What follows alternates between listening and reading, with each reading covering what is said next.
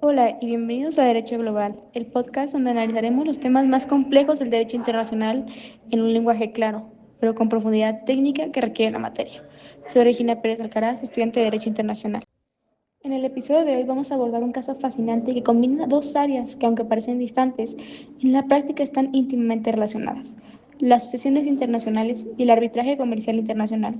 Vamos a sumergirnos en la historia de un empresario ruso que fallece en México, dejando un patrimonio multinacional y una empresa inmersa en un arbitraje ante la Cámara de Comercio Internacional.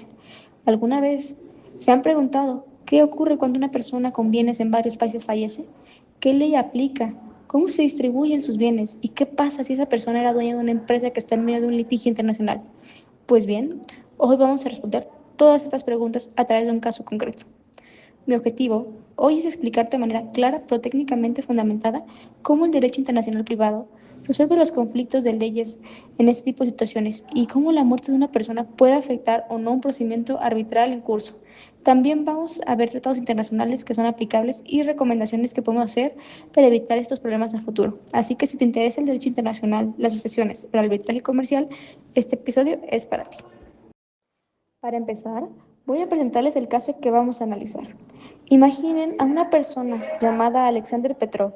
Era un ciudadano ruso de 68 años que residió en México durante los últimos 12 años. Falleció en marzo del 2026 en la Ciudad de México. Dejó un testamento abierto, otorgando aquí, en México, en el cual designó como herederos a su esposa mexicana y a sus 3 hijos. Nombró como albacea a su esposa, María Fernanda, con facultades para administrar la sucesión y representar a la más hereditaria ante cualquier procedimiento. Ahora, ¿por qué este caso es tan interesante para el derecho penal? Porque su patrimonio estaba distribuido en varios países. Vamos a verlo a detalle. En México, Petrov tiene una residencia en la Ciudad de México, valorada en aproximadamente $2,5 millones. También tenía 2 departamentos en la misma ciudad y una cuenta bancaria en el Banco Santander. En Estados Unidos, específicamente en Miami, tenía un inmueble comercial valorado en alrededor de $3 millones y además poseía acciones de empresas tecnológicas por un valor cercano a los $5 millones. En Rusia, su país de origen, tenía tierras heredadas en la región de Moscú, así como cuentas bancarias y acciones en empresas rusas. En Luxemburgo, y esto es muy importante, tenía su participación mayoritaria en Techno Global Solutions S.A., la empresa de la que era fundador y propietario del 70% de las acciones. También tenía cuentas bancarias corporativas en este país. Y finalmente, en Suiza, tenía cuentas de inversión en bancos privados. Como pueden ver, estamos hablando de un patrimonio distribuido en 5 diferentes países, en 3 continentes distintos. Esto, desde el punto de vista del derecho internacional, genera un conflicto de leyes, es decir, varios ordenamientos legales que pretenden regular la misma situación jurídica.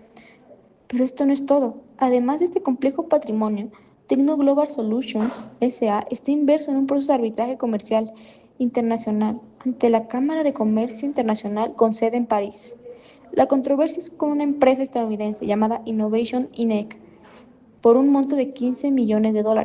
La controversia arbitral versa sobre 3 aspectos principales. Primero, el incumplimiento de las cláusulas de confidencialidad y propiedad intelectual. Segundo, la reclamación de regalías no pagadas por parte de Innovation Inc. Y tercero, una indemnización por daños y prejuicios derivados de competencia desleal. El arbitraje se encuentra actualmente en fase de instrucción, con audiencias programadas para los próximos meses. La participación de Petrov era fundamental, ya que tenía un conocimiento técnico profundo del asunto y había firmado personalmente el acuerdo arbitral. Ahora bien, esta situación plantea 2 grandes problemas jurídicos que vamos a analizar en detalle. El primer problema es el conflicto de leyes en la asociación internacional. Al fallecer una persona de nacionalidad rusa, con residencia habitual en México y con bienes en 5 países distintos, surge la necesidad de determinar qué ley regirá la asociación de cada país. ¿Se aplicará la ley rusa por su nacionalidad, la ley mexicana por su última residencia o la ley de cada país donde se encuentran sus bienes? Y más importante, ¿cómo se coordinan todos estos sistemas jurídicos? El segundo problema es la interrelación entre el proceso sucesorio y el arbitraje internacional. La muerte del socio mayoritario y el director de la empresa plantea interrogantes fundamentales. ¿El fallecimiento de Petrov extingue el acuerdo arbitral? ¿Quién tiene la facultad para continuar representando a la empresa en el arbitraje? ¿La masa hereditaria debe intervenir formalmente en el proceso arbitral o la empresa puede continuar por sí misma? Ahora vamos a analizar el conflicto de leyes con el detalle que se merece. En derecho internacional privado, como vemos en el material de estudio, existen varios criterios para determinar la ley aplicable a una asociación internacional. El primer criterio es de la nacionalidad del causante. Este criterio, conocido como el lex patria, establece que la ley aplicable es la del país nacional del que falleció. En este caso, Petrov era ruso, por lo que la ley rusa sería aplicable. Este criterio tiene ventaja de dar unidad a la asociación, aplicando una sola ley a todos los bienes, pero también puede resultar artificial, cuando el causante ha vivido mayor parte de su vida en otro país. El segundo criterio es el de la última residencia habitual, conocido como lex domicil. Este criterio apunta a la ley mexicana, ya que Petrov residió en México durante 12 años y falleció en ese mismo país. La residencia habitual se considera como un punto de conexión más moderno y cercano a la realidad del causante, porque refleja su centro de intereses vitales, es decir, dónde desarrolló su familia, su vida social y económica. Y el tercer criterio es la ubicación de los bienes, conforme al principio de lex re estate. Este principio establece que los bienes muebles que rigen por la ley del lugar donde se encuentran físicamente, es decir, el inmueble en México se rige por la ley mexicana, el inmueble en Miami por la ley estadounidense y el de Rusia por la ley rusa. Este criterio responde al principio de soberanía territorial y facilita la ejecución de los actos jurídicos, pero tiene la desventaja de fragmentar la sucesión. La solución más adecuada, conforme a los principios del derecho internacional privado y a los tratados internacionales aplicables, es una combinación de estos criterios. Vamos a verlo paso a paso.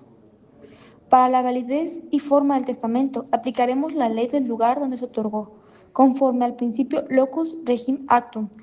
Dado que el testamento fue otorgado en México ante notario público y su forma y solemnidad se rigen por la ley mexicana, esto es importante porque la ley mexicana exige ciertas formalidades que fueron cumplidas al celebrarse ante el fedatario público. Para la capacidad testamentaria, es decir, la capacidad de la persona para hacer el testamento, aplicamos la ley nacional del causante, que es la ley rusa. La ley rusa establece que la capacidad es a partir de los 18 años y Petrov tenía 68 al momento de otorgar el testamento, por lo que cumplía con este requisito. Y para la distribución de los bienes hacemos una distinción fundamental. Los bienes inmuebles, como las casas y terrenos, se rigen por la ley del lugar donde se ubiquen, conforme al principio del lex residenciae. Esto significa que la residencia en México se rige por la ley mexicana, el inmueble en Miami por la ley estadounidense y las tierras en Rusia por la ley rusa.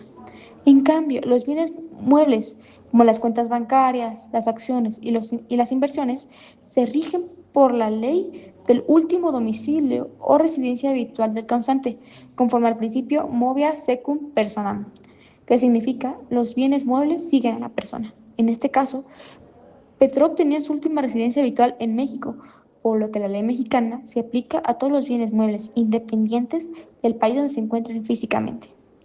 Esta solución no es arbitraria, sino que está fundamentada en tratados internacionales. El Tratado de Montevideo sobre Derecho Civil Internacional, en su artículo 40, establece que la sucesión se rige por la ley del domicilio del causante al tiempo de su muerte. En su artículo 41, dispone que los bienes inmuebles se rigen por la ley del lugar donde se encuentran. Además, la Convención Internacional sobre Normas Generales de Derecho Internacional Privado, conducidas por el CEDPP-2, ratificada en México, establece en su artículo 7 que las situaciones jurídicas válidamente creadas en un Estado parte deben ser reconocidas en los demás Estados parte, siempre que no sean contrarias al orden público. Esto significa que el testamento otorgado en México debe ser reconocido en todos los países donde existan bienes, siempre que no viole las leyes del orden público de estos países. Pasemos al segundo gran problema, la interrelación entre la sucesión y el arbitraje. ¿Qué ocurre con el arbitraje de Tecno Global Solutions tras el fallecimiento de Petrov? La respuesta es clara y contundente. El arbitraje no se extingue. ¿Por qué? Porque la empresa Tecno Global no es una persona jurídica independiente de sus socios. Como vimos en el tema de las personas morales, Una empresa tiene personalidad jurídica propia, es decir, un sujeto de derechos y obligaciones distinto de las personas físicas que la integran. Su existencia subsiste más allá del fallecimiento de cualquier accionista o directivo. El arbitraje comercial internacional, como mecanismo alternativo de solución de controversias, se basa en el acuerdo de las voluntades de las partes de manifestado en el acuerdo arbitral. Este acuerdo no se extingue por la muerte de una de las partes cuando la parte es una persona jurídica, porque la persona jurídica continúa existiendo. Sin embargo, la muerte de Petrov sí tiene efectos prácticos importantes. Él era el socio mayoritario y el director de la empresa, y su conocimiento técnico era fundamental para el desarrollo del arbitraje. Además, él había firmado personalmente el acuerdo. Es una pregunta clave. ¿La asociación debe intervenir en el arbitraje? La respuesta es sí, pero con matices. La asociación debe intervenir, pero no directamente en el procedimiento arbitral como tal. La intervención se da a través de sus representantes en el medio corporativo de la empresa. ¿Quiénes son estos representantes? En primer lugar, el albacea. El albacea es la persona designada en el testamento para administrar la masa hereditaria y cumplir con las disposiciones del testador. En este caso, el albacea es la esposa del causante, María Fernanda. Ella tiene facultades para administrar la sucesión y representar a la masa hereditaria ante cualquier procedimiento judicial o arbitral. El albacea puede recibir notificaciones del arbitraje, participar en las decisiones estratégicas, vigilar que los intereses de la masa hereditaria sean protegidos. También puede solicitar copias de las actuaciones y estar presente en las audiencias como observador.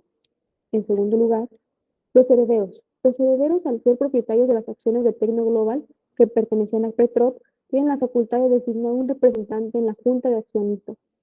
A través de esta junta pueden influir en la designación del nuevo administrador o representante de la empresa del arbitraje.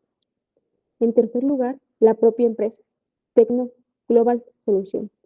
Como persona jurídica continua, sigue siendo representada por el Consejo de Administración. Este consejo está integrado por socios sobrevivientes, que en este caso son los herederos y otros socios que tienen el 30% restante del capital. Entonces, ¿la asociación se apersona en el arbitraje? No, no se apersona directamente. La asociación actúa a través de la albacea y de los herederos en el ámbito corporativo de la empresa. El albacea supervisa los intereses de la masa hereditaria y a los herederos, a través de la junta de accionistas que deciden la estrategia corporativa y designan al representante de la empresa en el arbitraje. Si en el audio arbitral pudiera afectar directamente en la masa hereditaria, por ejemplo, se denominaría la responsabilidad personal de Petrov por las obligaciones derivadas del contrato. La asociación podría solicitar su intervención como tercero interesado en el arbitraje, conforme a las reglas de la Cámara de Comercio Internacional, o acudir a los tribunales ordinarios para proteger los intereses hereditarios. En la práctica, se recomienda un procedimiento ordenado. Primero, notificar al tribunal arbitral y a la contraparte del fallecimiento de Petrov. Segundo, la representación legal de Tecnoglobal continuará con el proceso arbitral. Y tercero, el albacea se mantendrá informado del desarrollo del arbitraje. Y cuarto, los herederos, a través de la junta de accionistas, decidirán la estrategia corporativa. Vamos a recapitular los puntos claves de este caso. Primero, en una asociación internacional con bienes en varios países, la solución es uniforme. Los inmuebles se rigen por las leyes de cada lugar donde se ubica, lex rei los muebles por la ley de la última residencia habitual del causante, movila secunt personam, y la validez del testamento por la ley del lugar donde fue otorgado, locus regit actum. Segundo, el fallecimiento de una parte no extingue el arbitraje cuando la persona es una persona jurídica. La empresa continúa. La asociación interviene a través de la albacea y de los herederos en el ámbito corporativo, no directamente en el arbitraje. Tercero, los tratados internacionales son fundamentales. El Acuerdo de Montevideo establece la ley del domicilio del causante. La CIDP-2 exige el reconocimiento de situaciones jurídicas creadas en otro país o Estado. Y la Convención de Nueva York garantiza la ejecución de laudos arbitrales extranjeros. La globalización trae desafíos jurídicos importantes. El caso de Petrov demuestra que la planeación jurídica es fundamental. Recomiendo incluir en el contrato social cláusulas que prevean la continuidad de la representación tras la muerte de un socio, el procedimiento para transferir acciones por causa de muerte y la designación de un representante común de los herederos para participar en procedimientos arbitrales. La prevención es la mejor herramienta jurídica. El derecho internacional privado nos ofrece las herramientas para resolver estos casos de manera justa, aplicando los principios lex rei movila secunt personam y locus regit actum, y respetando los tratados internacionales. Esto ha sido Derecho Global. Hasta la próxima.